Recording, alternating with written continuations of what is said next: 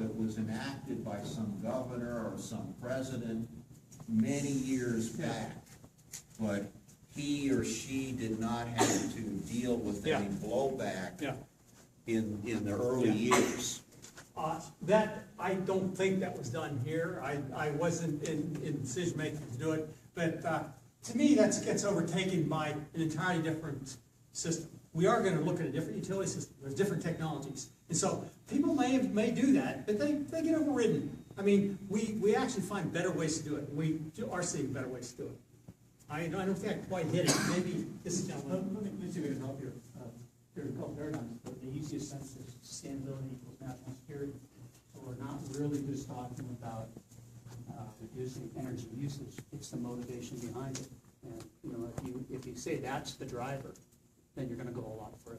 Thank you. You're right. When I get in and talk about our strategy, my job is energy security. And the way we achieve that is new technologies, microgrids, and that is the driver. And the people that set these goals for us right there, they're looking at energy efficiency. And believe me, there's a group called the Center for Naval Analysis. It's made up of retired flag officers, Air Force, Army, Navy, Marine Corps. And what they do is look at these issues right here. They put out a number of papers. These are retired military, by the way. And they say that the main issue is energy security. They're strong believers in preparing for climate change. That's the issue. If the lights go out on our bases and we can't train Marines, I've not done my job. That is our main motivation. And so as far as gaming the system, none of us are concerned with that here. I don't think anybody making these rules up here are concerned. My main purpose, my whole life is somehow associated with the military, going back to service. And since then, I don't think people did it. Other questions, comments? Sir? It appears to me that the military is first in line for our greatest innovations. ARPANET, Internet was Radar. First in the military.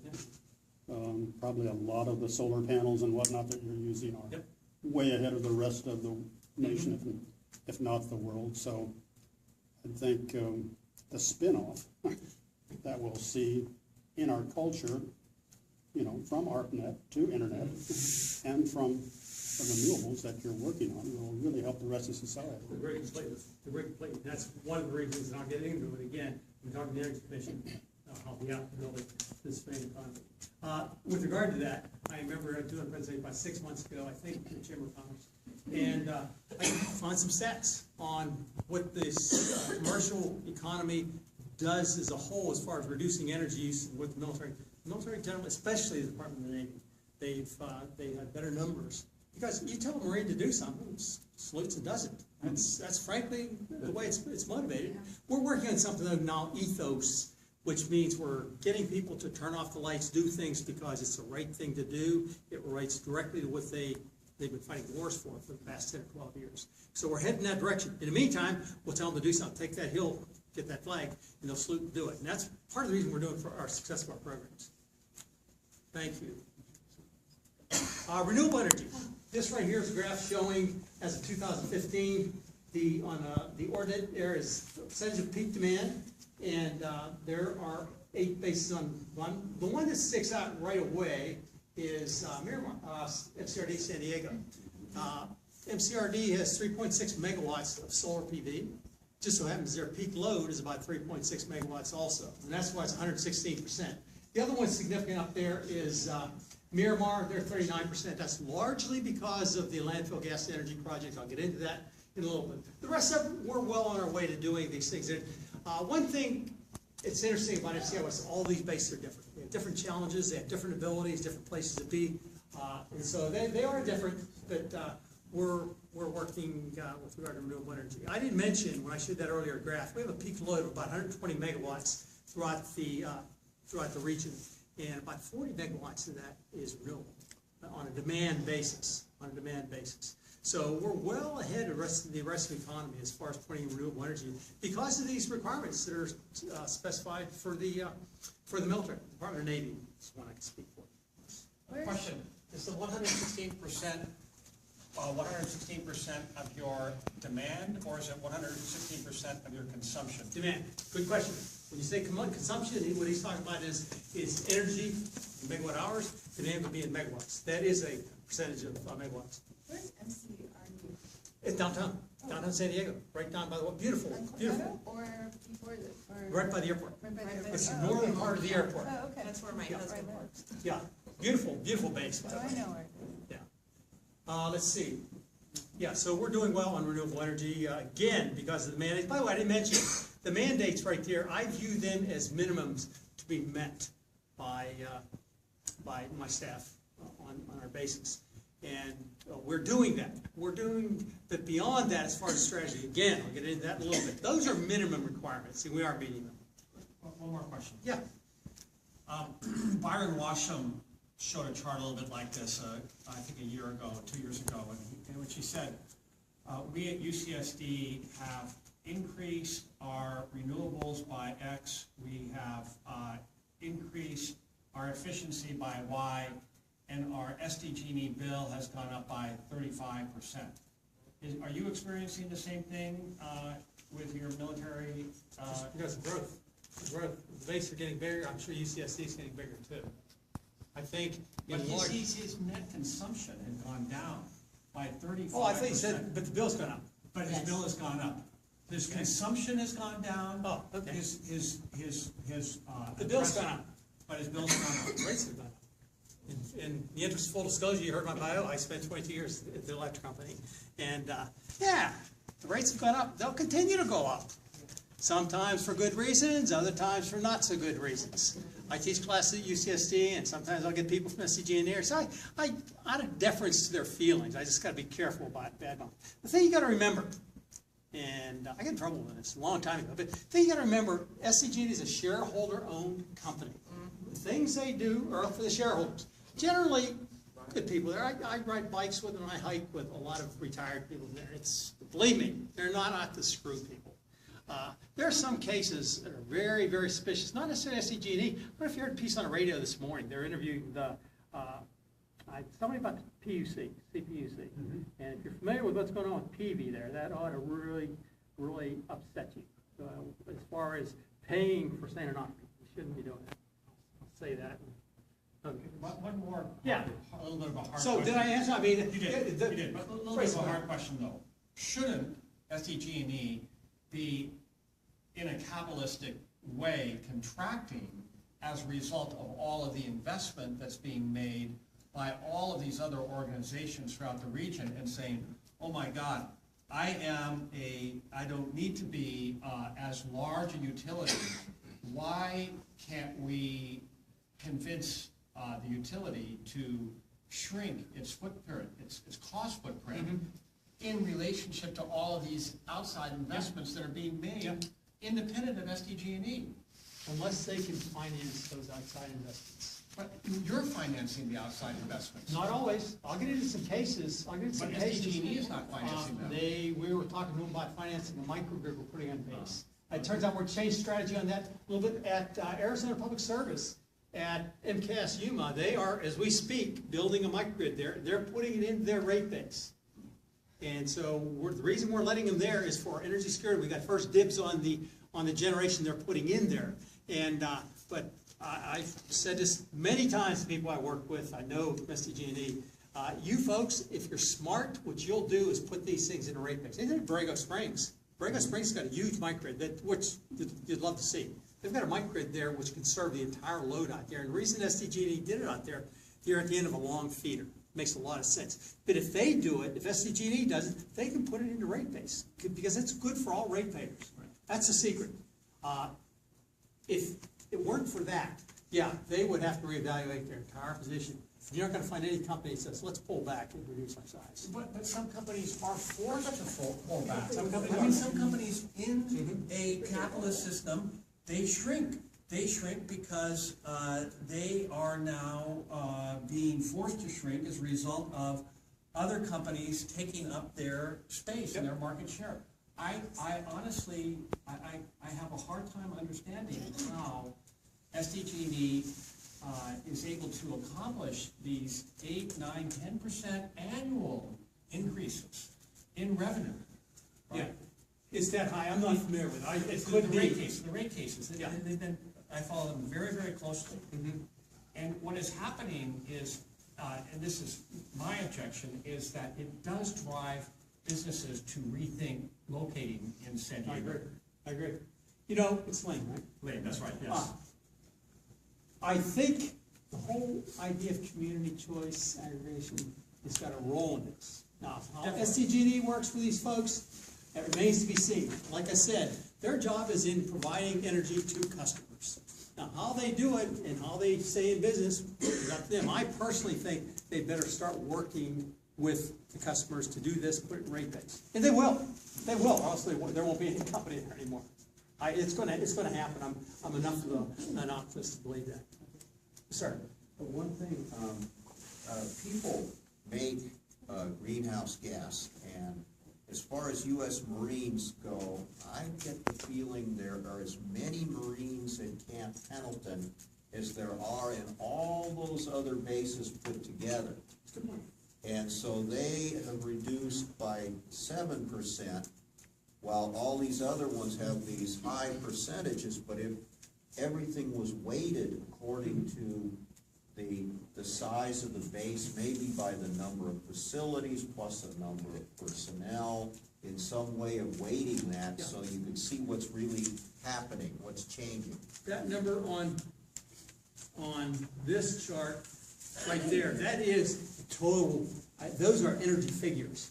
It's not like taking the percentage for each base and putting them together, just adding. No, they are weighted.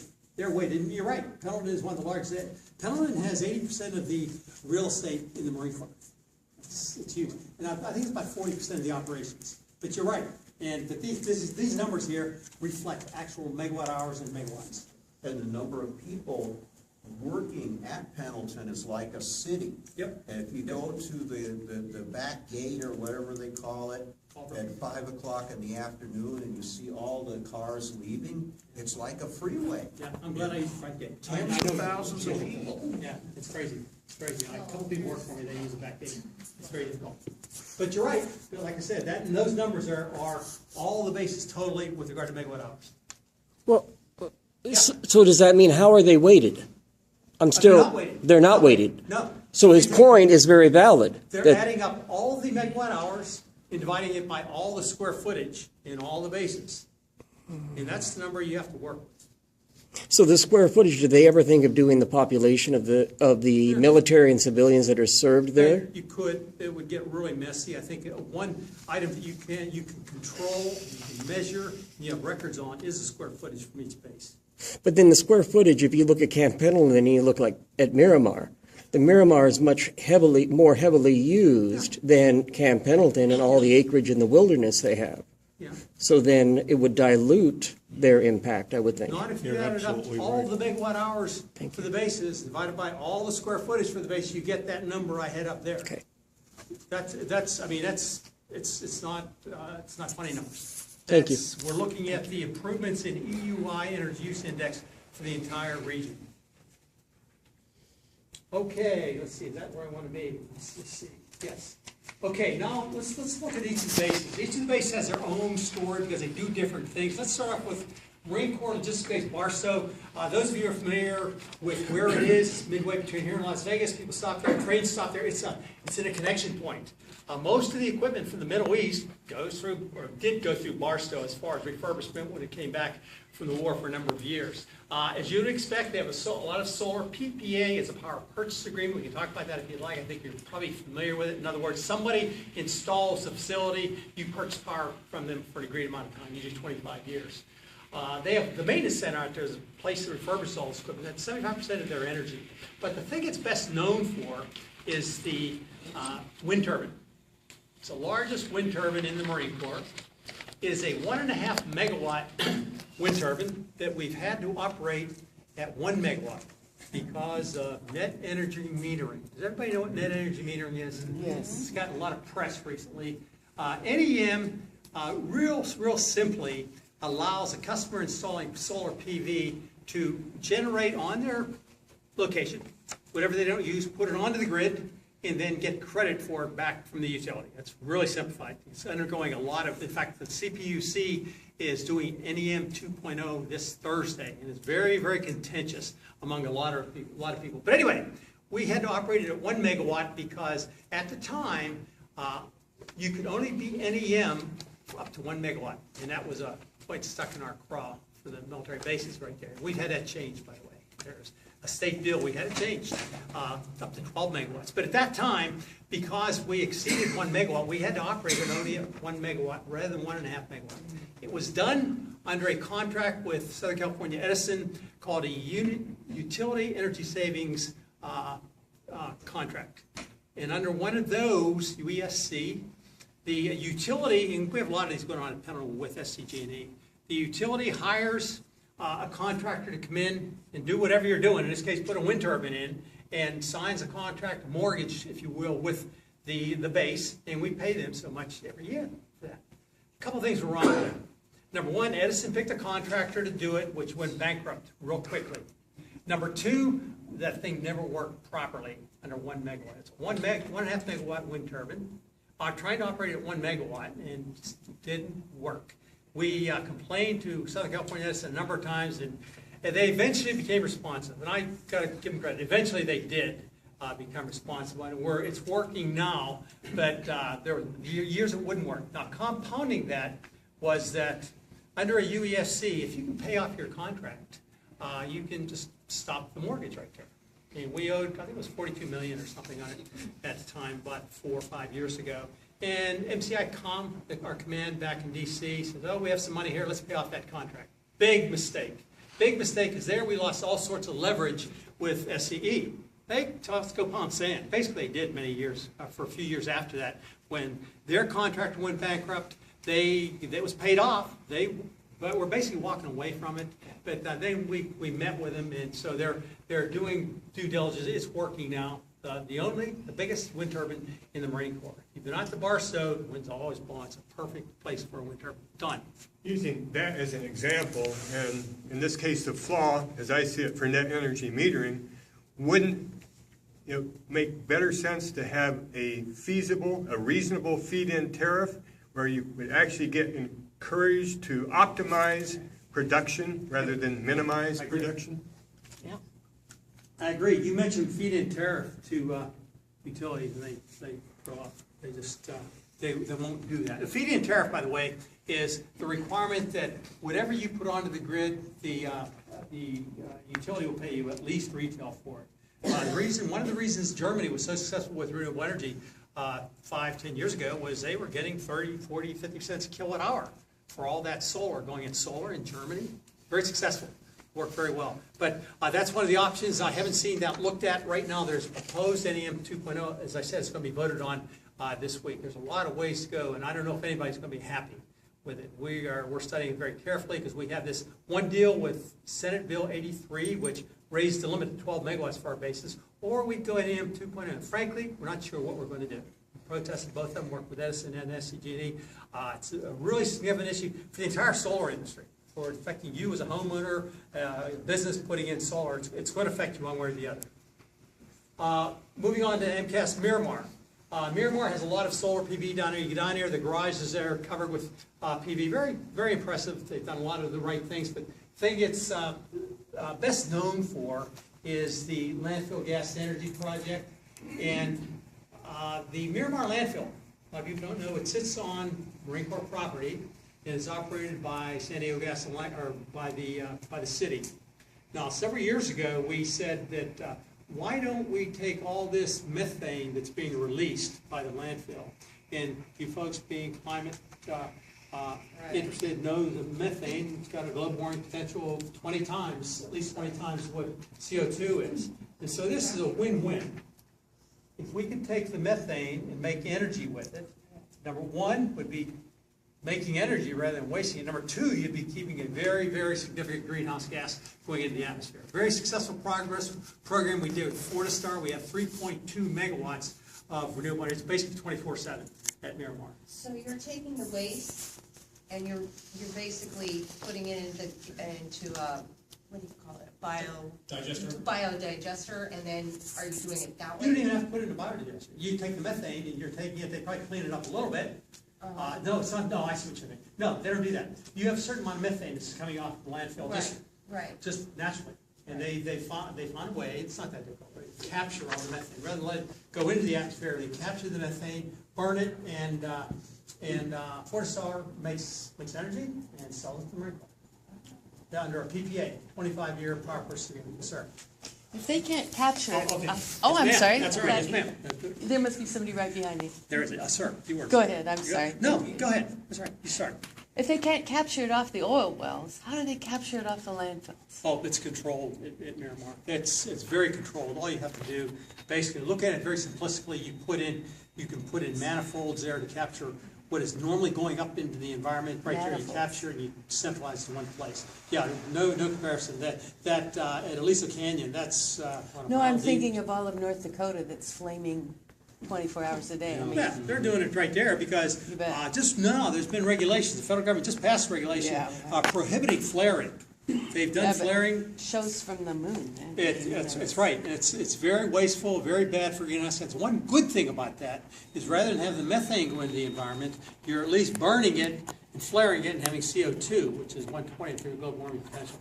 It's So, just CO2. I'm not a proponent of fracking. I think that entire industry is there's too much that's happening and it's temporary. It's going to die its own death. I saw it all over Texas when I lived there even 20 years ago. It really is a very messy proposition. It is. It is. Even when it's clean, there's water all over. I don't think it's even ever clean. The two main problems they have with it, number one, it affects the water table. They say, yeah, it's underneath the water. Come on now, underneath the water table means it goes up. It Then goes will up, affect and the water it table. affects the And number water, two, and then it's- they know it causes earthquakes. They've always You've said had earthquakes in Oklahoma, Toledo, and I'm just amazed that we've been able to, that they've been able to do this for the last 10 or 15 years. Shooting Yes, sir, that just a minute. wastewater. Pardon? It's shooting that wastewater right Yeah, back. the stuff they use, they won't tell you the chemicals they put in, they're really nasty things, and they say it's proprietary bull. It's, they don't wanna do it because if you knew their stuff they're shooting into the ground under high pressure, it just doesn't make sense at all. The You gentleman in should the meet back. those poor Oh, oil sorry. field people. You just should meet those people working those oil fields. They got cancer like the truck drivers used to. Half of my family were coal miners. I've had So you- relatives die of black lung disease back in the 20th century, and the other half is steel workers. But the half that worked in the coal mines in Pennsylvania, it's a very dirty industry. Fortunately, it's gone away. That industry's dead. I'm sorry, So this sorry gentleman to here. interrupt. Well, I just wondering, what's the economics behind the trapping of the methane? Oh. And then what is the methane used for? The methane, you burn it to run generators. To form Right there. CO2. The economics are extremely positive. They, like I said, that's wasted, it goes into the atmosphere otherwise, and so it's economically feasible. In addition to that, you're keeping methane from the atmosphere. But you need a elaborate stuff to trap the Yeah, methane. Fortistar is a good company, they've done this. We're working to get another 1.7 megawatts at Miramar. They do this. And it's like, technology is really not that complicated. You find a way to capture underneath the entire landfill. Envision taking all these big plastic sheets, if you will, and putting it underneath all the trash, and then having it directed to one place where they're able to pull it off and run generators. That's very simplistically the way they do it. Yes, sir. Rocky Flats in Colorado was the first one that they figured out that putting the liquids in the oil wells. Yeah. They put water down there and it started earthquakes up there. Yeah. They quit and the earthquake subsided.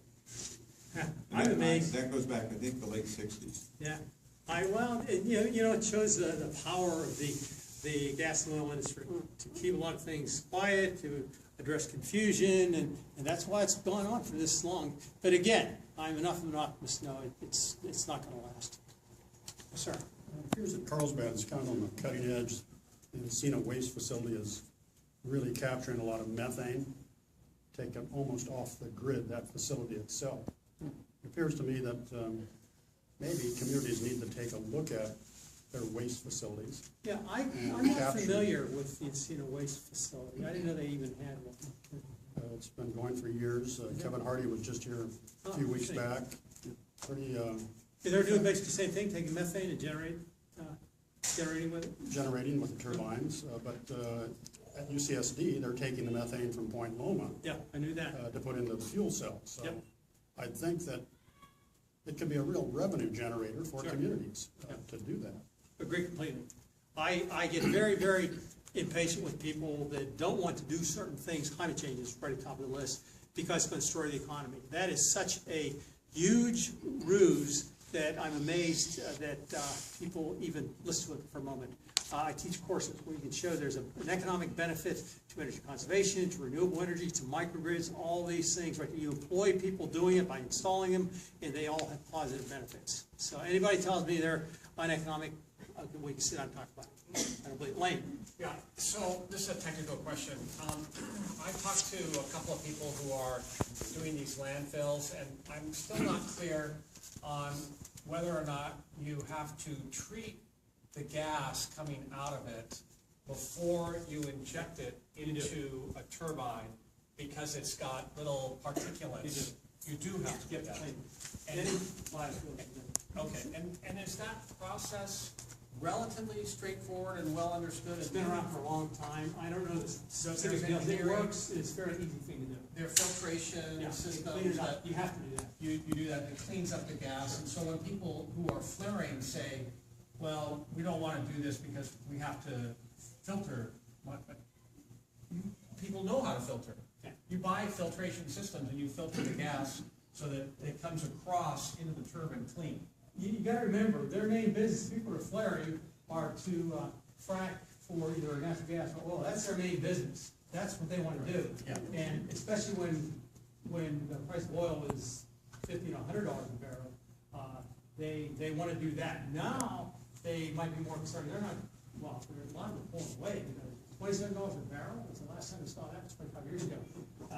So that's not their main business, they don't care about the flaring, that's not the thing they do. What they do is mine for natural gas and oil. But here's why I'm drilling down on this. I've had some people at wastewater treatment facilities, San Alejo is the one that I'm thinking of, not Encina, say to me, well, what about all of these things? And it's like they have not just bothered to understand the economics, that it would be better to generate electricity, generate electricity than to continue to flare it. And I'm wondering, has there been some major cost improvements in the last couple of years that make it really cost effective to burn methane? And some people may be having some old data points in their economic thinking about the problem. And why would a facility today flare if it's a wastewater treatment facility or a landfill? And again, I can't give you a specific answer. My only guess, they don't care. Yeah. It's not their main business. Or maybe too busy. Pardon? Or maybe too busy with. Well, same thing. I mean, they prioritize what they're doing right here. Right now, our idea is to get as much natural gas out of the earth and oil. Yeah. And that's what they do. They don't care about flaring, except people bug them. Sarah? I'm trying to get some idea of the scale difference between obtaining methane from landfills and using that to generate power versus oil companies with their oil wells that they want to get oil, and then by a byproduct is natural gas that they consider just too cheap to deal with, and so they flare it. And so that must be a huge amount of natural gas, dwarfing the amount that's coming out of landfills. It must be enormous. When I was in junior high school, I remember the teacher that told me about being in the Air Force and flying over the Indian Ocean and being able to orient his airplane with the greatest flame in the world, he claimed, was from an oil field in Iran where they were flaring the gas, and you could see it for hundreds of miles across the surface of the ocean. And so I asked, well, why don't they sell that natural gas? And he told me, it's not economical, Well, he's just right. burn it. He's right. If you go back far enough, when you're talking about $25, $30 a barrel for oil, or 50 cents a therm for natural gas, it doesn't pay off. And, you know, that's the good thing and the bad thing about a capitalist economy. The good thing is we've been very successful over the last 100 years. We've grown our economy ever since Shippingsport, I guess, in Pennsylvania, with oil. At the same time, we had all these negative effects that didn't become clear until the last 20 or 30 years. And now we have to deal with them. But at those times right here, it was not economic to do these things. Now we know they're not only economic, but they're politically the best thing to do. Yes, do we have a question? Okay, yes, sir. Yeah, I just wanted to pick up on the wastewater treatment, and Yeah. I won't take away from your micro. Okay. But if you looked at Miramar as an example of where you're going with that, you have your own wastewater treatment facility on the property there. Are you looking at capturing and using that facility as part of? We are. We get some water from, we get some water there from the North County, I forget even the name for it, the one that cleans up water, recycles water. We get some there, but on the base, no. We do some at Pendleton, because we get all our water is reclaimed water, or rather, is groundwater at Pendleton. But a lot of that you have to clean up. It's brackish. In order to make it potable, we have to clean it up. No, I meant more in terms of the wastewater, in terms of what they're doing in terms of capturing. No, none of our bases are doing that. I've been a long believer that there are ways we can handle the issue of water shortages. We ought to be recycling it more. And people, it's the yuck factor. You don't hear that very often anymore, the yuck factor. But I hear cases where we're either re-injecting it or we're using it directly. I remember I used to be on the Three Pines Planning Board, and when they were building North City, whatever it was, we took a tour. And I remember they had a table there, and they had 10 or 12 glasses of water. They just made from sewage. And I was part of 10 or 15 people, and says, I'm gonna try it. And I regret to this day not having done that, because none of us did. And that just goes to show how far we've come. Right now, hey, we've been sending people into space. You know, they don't carry big jugs of water. We've been doing this for years. Even the water we get from the Colorado River has got caribou pee in it. I mean, we've been doing recycled water forever. All water is recycled if you want to carry it to extremes. We don't create more water on Earth. We're drinking the same water that George Washington drank. So, I mean, once we come to the realization to do that and use water more reasonably, when we recycle, we conserve, we do things, we'll be a lot better off. We won't have to do things like, you know, I'm ambivalent on distillation. I think there's a role for it in some places, and I don't think we have to go to that expense to do it. So, I'm sure you folks in here have a lot of opinions on it. We needn't get into it unless you want to. Don? On the Miramar landfill gas project, you know if it's just conventional natural gas or gas generators that create? Yeah, all the gas turbines. Okay, so